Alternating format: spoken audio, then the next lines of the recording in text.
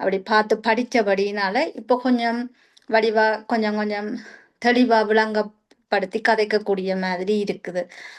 விளங்கினபடியினால ம்ஹ்ம். முந்தி நான் தனியாக டொச்சில் படிக்க எனக்கு அது விளங்கையில், ஆனால் இப்போ நல்லா விளங்குது. யா, வடிவா நல்ல வடிவா.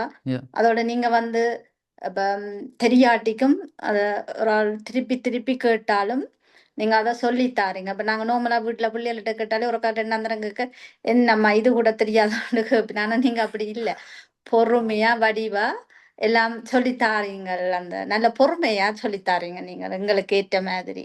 Danke vielmals. Und நீங்கள் வந்து sogar A1 கிளாஸ் வருவீங்கள், A2 வருவீங்கள். உன் டைம் இருந்தால் நீங்கள் B1க்கும் வாரீங்கள். நீங்க யா. உங்களை வந்து நான் ஃபர்ஸ்ட் ஒவ்வொரு நாளும் நான் காண்றேன். நீங்க ஒவ்வொரு நாளும் படிக்கிறீங்க.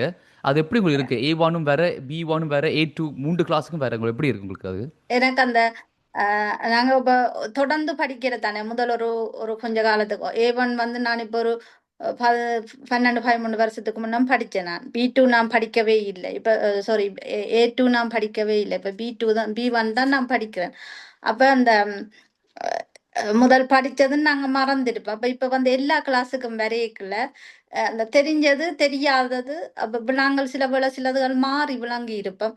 அப்ப அதுகளை இப்ப வடிவா தமிழ்ல தெளிவா விளங்கிக்குள்ள அப்ப நான் நினைக்கிறேன் எல்லா வகுப்பும் நாங்கள் சும்மா கௌசக்காவன் செய்யறோமோ இல்லையோ, ஆனா அந்த இது அதுல இருந்தாலே அந்த ஒரு மனத்தியெல்லாம் நாங்க அதுல இருந்தாலே எங்களுக்கு நிறைய விஷயம் தெரிய வரும்னு நான் நினைக்கிறேன்.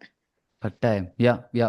அது எனக்கு ஒரு பெரிய வித்தியாசம் தெரியுது. நீங்க வந்து என்னோட படிக்க தொடங்கின அப்புறம் வந்து அதுக்குள்ள நீங்க இவ்வளோ குயிக்கா நீங்க முன்னேறிக்கொண்டு நாம எதிர்பார்க்கவே இல்லை. ஸோ சந்தோஷமா இருக்கு. ஸோ பெருமையா இருக்கு. இப்படி கண்டினியூ பண்ணுங்க. நன்றி. நன்றியா. ஓகே, நன்றி.